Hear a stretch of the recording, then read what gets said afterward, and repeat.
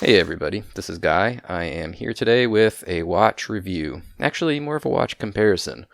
If you watched my previous videos on the Seiko 5 SNK809 and the Hamilton Khaki Field watch, you'll remember that I said I would be doing a comparison of these two watches sometime in the near future. And here they are. This is on the left, the Seiko, which is probably wrong. I'll put the Seiko on the right by the Seiko box. And I'll put the Hamilton on the left by the Hamilton box. So now, on the right, we have the Seiko 5 SNK809. On the left, the Hamilton Khaki Field 38mm. Before I jump into this comparison, you'll notice in the middle of the table here is a box. Clockwork Synergy straps. I recently picked up one of these straps for my SKX, and I wanted to show that today, because I'm going to be doing a video on these straps. They're fantastic. On my SNK809 video, I had shown you guys the Seiko 5 on a gray and black NATO strap, and I said it was just a random strap I bought off of Amazon, and I wasn't super happy with it. It was flimsy, and the stitching wasn't great. So anyway, I got a couple of these straps from this company, Clockwork Synergy, and they're excellent. So looking forward to doing a review of these straps, and hopefully you guys will enjoy that. So I just wanted to kind of plug that upcoming video. I'll take that out of the table, and we'll get to talking about these two watches. I'm not going to get too technical on these watches. I mean, I have 30-minute long videos on both of them, or I think the Hamilton one went a little shorter than 30, and the Seiko one went a little longer than 30.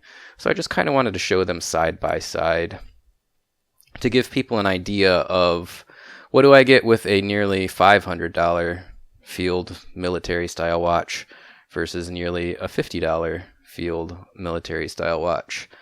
And, you know, at first glance, the differences aren't, substantial. First of all, I should point out that this watch is on a different strap than it comes with. You can't get these watches looking too similar out of the box, because this comes on a canvas strap, and the Hamilton comes on your choice of black, brown leather, or a bracelet. So you have to change up something. You could put them both on NATOs, you could put them both on bracelets, you could put them both on leather straps, but you're buying something extra one way or another if you want to get the similar looks. You see, what happened was, when I started getting into watches, I saw this Hamilton, and I was just enamored with it. I loved it. I thought it was a beautiful watch, but I didn't know if I wanted to spend the, MSRP $575. You can get it for much cheaper than that, but I didn't know if I wanted to spend hundreds and hundreds of dollars on my first automatic watch. Really my first watch in years, to be honest. So I saw this Seiko watch, and I thought, gee, that kind of looks similar. The dials are really what appealed to me. They look kind of similar, so I'm going to get this one and try to make it look like this one, dress it up. So I put it on this leather strap. Info on the strap, before I get too far into it, I have the box over here. It is this strap, Hadley Roma, model MS894, black leather strap with white contrast stitching. MSRP on this is $35. I got this for much less than that on Amazon. 25, 24, something like that.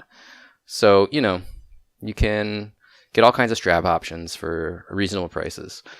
This is what I opted for. I liked the Hamilton on the black strap with the white contrast stitching when I was kind of shopping for watches.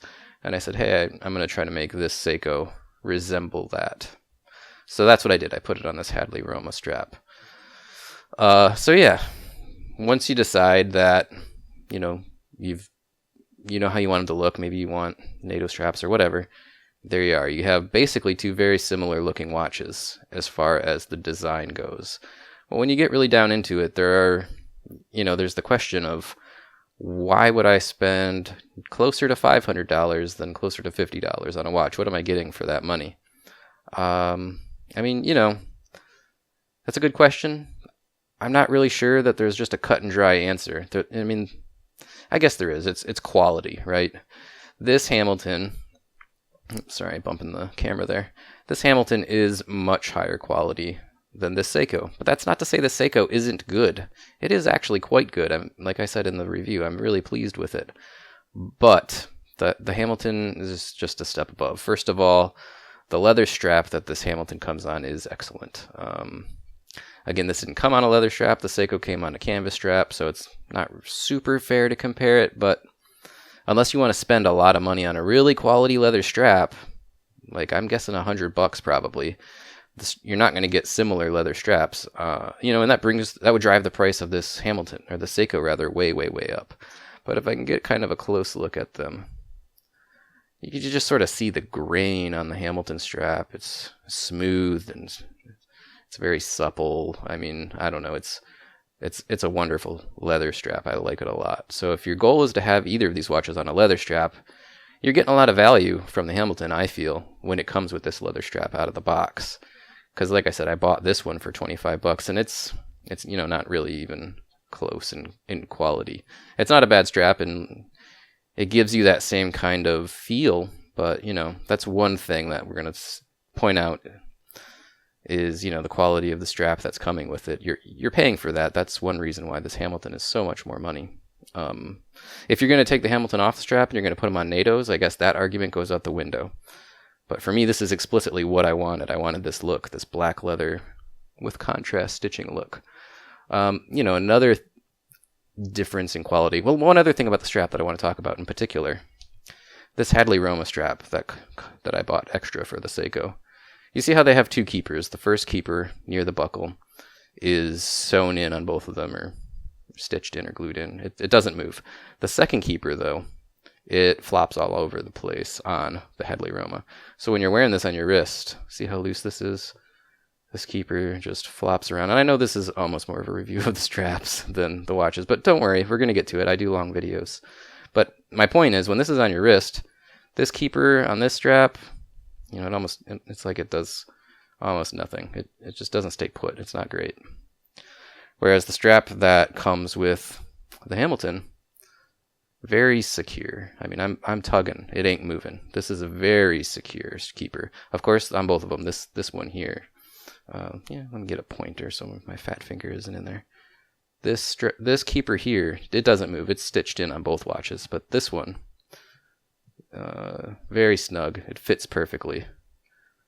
The inside of the strap, much more comfortable on the Hamilton strap.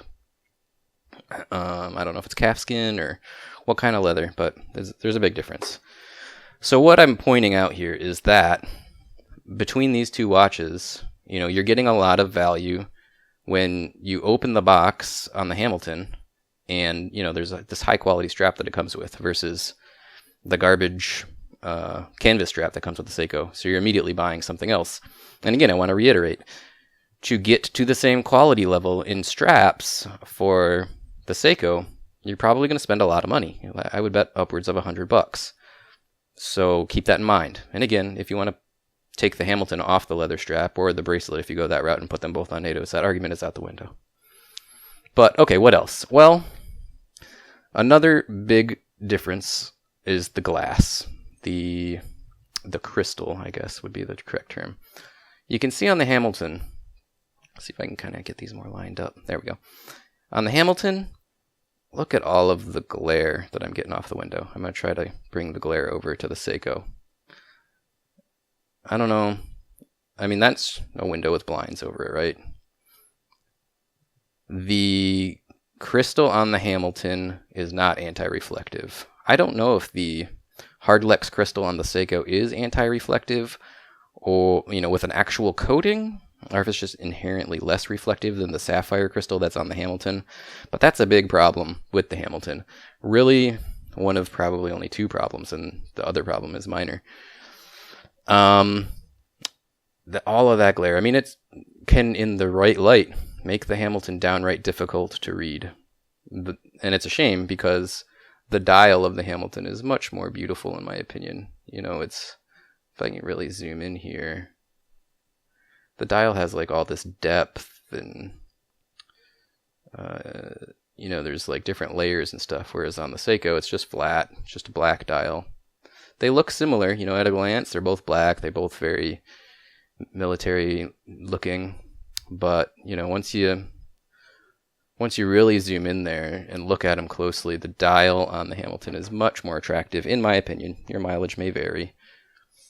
But yeah, the anti-reflective coating missing from that Hamilton dial is a huge problem. I mean, look at all that reflection from the sunlight coming through the window versus the Seiko. I'm going to tilt the Seiko over in that direction too. I mean, it's reflective too. It's not as bad. I mean, I guess we're splitting hairs here. On the video, they both look terrible. In person, trust me, it's easier to read the dial on the Seiko when there's not glare or sunlight or anything like that. There's a flip side to that coin, though. The quality of the optics, I guess that's probably not the right word. These aren't optics, but for a lack of a better word, when you're looking through the crystals, this Hamilton, it just looks nicer. It's like, I don't know, looking at HD TV versus standard definition TV or something like this. It just looks prettier. When you're in the right light, the Hamilton looks way better. And it's not because of the dial necessarily, although the dial is nicer. In my opinion, it's the glass, the crystal, like looking through it is nicer. So, you know, that's a difference. Maybe a point for the Seiko, maybe not. Another big difference is the crowns. And this is a detractor on the Hamilton for me. That Hamilton's crown is humongous. And the problem is when it's on your wrist, it could possibly, I'll show you on my Seiko here. See how I bend my wrist like this? On the Hamilton, the crown really digs into your back of your hand, back of your wrist as you flex your hand like this. So, you know, depending on where on your arm you wear your watch, that could be a small or a big problem. Maybe it's no problem at all for you. For me, it's an issue. It's not a huge issue, but it is an issue. On the Seiko, on the other hand, it has this very tiny recessed crown. So not an issue at all on the Seiko.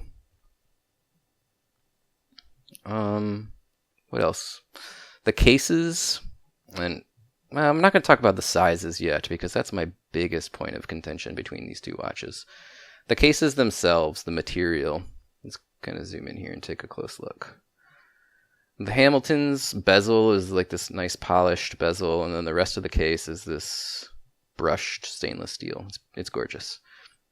Executed perfectly, in my opinion. On the Seiko, it's all brushed, I guess, or bead blasted maybe. I don't really know. What I can tell you is they look totally different. And I had mentioned this in the Seiko video. I don't know if I can really get this on camera. Let's see if I can hold this with two hands and focus better. The quality of the material, it's just totally different. On the Seiko, like I had mentioned in that video, to me it strikes me as almost being on a baked on or sprayed on finish and not truly brushed stainless steel or bead blasted stainless steel. I can't confirm that. It's just the way it looks to me. And that's what's important, is what does it look like, right? So you can, I mean, I don't know if you can tell on the video how well it'll come through, but the case on the Hamilton is just miles and miles ahead of the case on the Seiko, in my opinion. Is it, you know, $400 better? I don't know. It's a good question. It's debatable. You know, the Hamilton is a lot of money for what you're getting. So the big point of contention that I had in this original review videos of these watches is that the Seiko is very small. Well, focusing. There we go. The Seiko is very small for me. And if we look at them side by side here, try to be still so you can see them. I mean, it doesn't look like a huge difference, but the Hamilton is got a 20 millimeter strap or lugs, and the Seiko has 18 millimeters, and that's really the part that kills it for me on the Seiko. I mean, it's wearable, like I said in the video. I like it. It's just too small. If you had a smaller wrist, -7 inches, I guess maybe not a huge problem for you. But for me, it's not a huge problem for me, but it's a problem. And then the case itself is 37 millimeters on the Seiko and 38 millimeters on the Hamilton. Overall, it's just the Hamilton is more robust. It's just the presence on the wrist is just better. And maybe it's the way the case is finished too has something to do with it. I mean, just everything about it. It just looks a step, 2 steps, maybe 3 steps above what the Seiko looks like, particularly, on the wrist. It just presents so much better. So yeah, if you saw the original Seiko video, I compared the Seiko to the Casio F91W. Not that they're similar watches. The Casio is, of course, a little cheap digital watch, but the way that they present on the wrist is very similar. So if you put on a Casio, that particular Casio, and you say, man, that's too small for me, this Seiko is probably going to be too small for you too. And it's funny, I mean, this Hamilton is not that much bigger, but for me, it's just right. They executed the combination of the case size and the lug widths, and it just presents perfectly. As far as other things like the movements, the Hamilton uses in this case it's H10 movement, which is, I guess, an offspring of the ETA 28-24 movement. Zoom in on those here real quick, although you probably already know all this information from having seen the previous reviews. But so yeah, we got that H10 movement in the Hamilton, and in the Seiko we have the 7S26 movement, which is better. Well, honestly, my 2 most accurate automatic watches are this little Seiko, and then, of course, this SKX. And they're both using the same movement, the 7S26C. They're not particularly, leaps and bounds more accurate than this Hamilton, but they are more accurate. The Hamilton, it's definitely good enough. What did I say it was in that video? 5 or 6 seconds or something like that. This Seiko, I believe, was a little bit better than that. The SKX that I'm wearing on my wrist right now, it's crazy accurate. I mean, I think it's within 2 seconds per day last time I took a look at it. So yeah, we've got the Swiss movement in the Hamilton, and we've got this cheap Japanese movement in the Seiko. Japanese design movement, I believe it's assembled in Malaysia even. So, you got to wonder, like, what am I paying all this extra money for, this ETA movement or this H10 movement? That's a good question. I'm not seeing any great accuracy differences out of them. However, this Hamilton movement does last 80 hours on power reserve, and our Seiko movements are more like 40. So, is that worth the money to you? I mean, for me, it's not, if I'm being honest, but I just like the design and the look of the Hamilton so much better. That's where I spent my money. Where you spend your money is up to you. Maybe it is the power reserve. Maybe that's what you really want. I can't knock you for that. But this made in Malaysia, probably designed in Japanese, Seiko movement is not bad. It's very good. Like I said, I have 2 watches now that share that movement, and they are excellent, fantastic, and as far as accuracy is concerned. I'm gonna go ahead and throw them on my wrists, and I think what I'm gonna do, I'd like to so you can see them side by side. Put one on each wrist, you think? Yeah, I'll try that. I'll put the Hamilton on my left wrist, and I'll put the Seiko on my right wrist, and I'll try to get both arms in camera frame here. So let's pull these out of the way. You can look at this guy for a minute while I'm putting them on. That SKX review and the review, like I said, on the Clockwork Synergy straps will be coming soon, so keep an eye out for that. I love that SKX 007. I just posted on the forums. I got this SKX and I was like, son of a, now I really want a 007, the black one. And it's like I just got the red and blue Pepsi bezel, And I already want the black one too, so don't be surprised. Maybe Christmas if we see the 007 SKX in my collection sometime in the near future. Alright, so I got these watches on. There's a bunch of fingerprints on the crystals, so I'm going to wipe that away. And let's move this guy. And let's see, can we make this work somehow? Difficult, but... How about like that, maybe? I don't know. This probably wasn't the best idea ever. But there they are, side by side.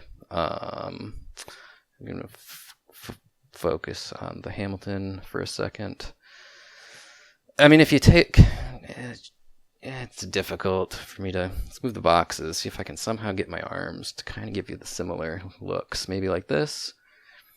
Yeah, you see how the strap on my right hand of the Seiko, it's just a little too thin, that 18mm lug dimension. Just a little bit too thin. Let me get my camera to focus in on that a little bit better.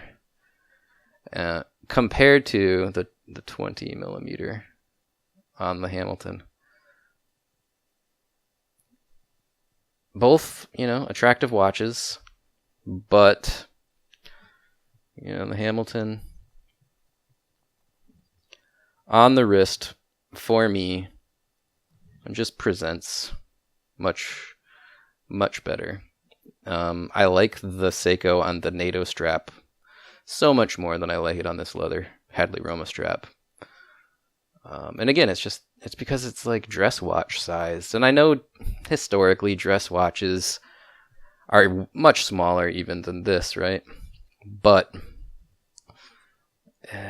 it's small.